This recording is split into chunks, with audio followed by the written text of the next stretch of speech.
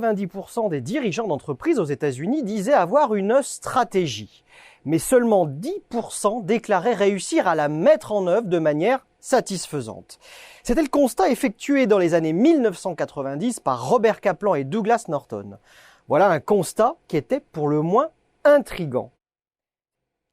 C'est ce qui a motivé leur proposition de développer un Balanced Scorecard, qui a été traduit dans la littérature managériale française par tableau de bord prospectif, alors que la rigueur aurait dû faire préférer l'utilisation de l'expression tableau de bord équilibré. Par maints égards, ce tableau de bord équilibré rappelle de telles évidences qu'on se demande pourquoi il a fallu tant de temps pour le formaliser au plan théorique. Le principe général est simple, le bateau prend le large et l'analyse stratégique ne peut être mise à la cape, en pause, jusqu'aux prochaines décisions.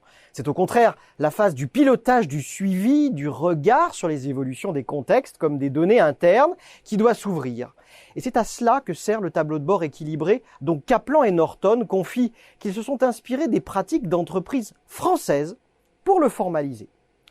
S'engager dans la conception d'un Balanced Scorecard, c'est d'abord garder en tête que 4 phases s'enchaînent nécessairement dans la mise en œuvre d'une stratégie. La première consiste à clarifier l'intention stratégique et à la traduire en objectif. On comprend bien la logique. Une orientation stratégique appelle une bonne compréhension par les acteurs de l'entreprise.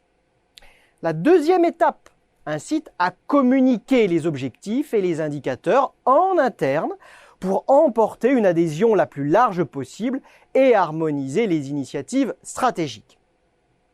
La troisième phase entre dans le concret de la fixation d'objectifs avec des échéances. Le chemin devient précis, l'articulation avec le contrôle de gestion, voire le contrôle budgétaire, s'opère à ce niveau. Enfin, la dernière étape permet un suivi intelligent de la démarche. Elle rend l'entreprise apprenante, lui permet de communiquer et de déterminer les éventuels besoins de réorientation, d'amendement, d'accélération ou de freinage. La véritable nouveauté du tableau de bord prospectif se situe donc dans la volonté de proposer une vision dynamique du pilotage. Pour rendre cette vision plus opérationnelle, Kaplan et Norton proposent d'ajuster le gouvernail à partir de 4 dimensions. Le premier axe financier pose la question qui fâche parfois.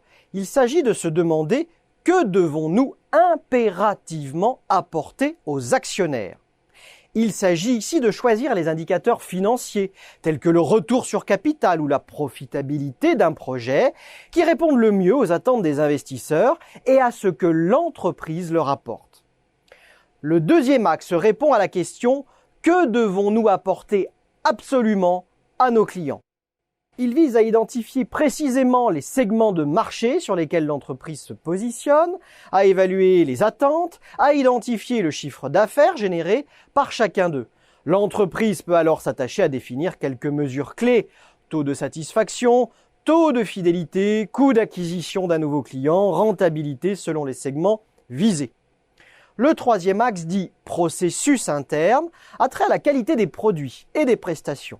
Il répond à la question générale, quels sont les processus critiques qui apportent vraiment de la valeur? Ou encore, quels sont ceux dans lesquels nous devons impérativement exceller? Des indicateurs comme des taux de succès à des soumissions aux appels d'offres ou encore la durée de cycle d'un projet permettent ici de focaliser l'attention sur les processus critiques. Il s'agit aussi de distinguer l'essentiel de l'accessoire au regard de la stratégie poursuivie. Enfin, le quatrième et dernier axe traite de l'apprentissage organisationnel. Il traite de la question « Comment continuer à nous améliorer ?» Il s'agit donc de réfléchir aux moyens d'optimiser les capacités, mais aussi d'empêcher l'entreprise de se reposer sur ses lauriers. La part des revenus provenant de nouveaux produits constitue par exemple un indicateur fréquemment adopté dans cette optique. Pour concrétiser l'approche, on peut prendre l'exemple d'une entreprise logistique où un tel tableau de bord équilibré a été mis en place. On le voit en cohérence avec la vision et la stratégie de devenir le prestataire de référence dans le domaine logistique. L'axe financier s'attache au développement du chiffre d'affaires et au retour sur les capitaux investis. L'axe client veille surtout à la capacité de conquête de nouveaux clients tout en cherchant, bien sûr, à conserver les anciens. L'axe processus interne incite à développer une capacité à proposer de nouveaux services et à obtenir un taux de satisfaction le plus élevé possible. Et l'axe apprentissage organisationnel s'attache à limiter les frictions organisationnelles tout en optimisant l'outil productif. En conclusion, certains ont pu reprocher à cette approche de diluer l'attention des dirigeants du seul objectif qui devrait compter, la focalisation de l'attention sur la seule maximisation de la valeur actionnariale, partout et tout le temps. C'est une critique que l'on entend moins depuis que le mot d'ordre est devenu la résilience après la crise financière de 2008, la crise sanitaire de 2020 ou la guerre en Ukraine. À l'évidence, naviguer au gré des courants et des vents sans avoir à sa disposition un outil favorisant un pilotage dynamique, en continu, qui force la flexibilité et l'adaptation, c'est d'abord prendre le risque de sombrer dans la rigidité et l'ancrage, et donc de s'échouer ou de se briser sur les hauts fonds.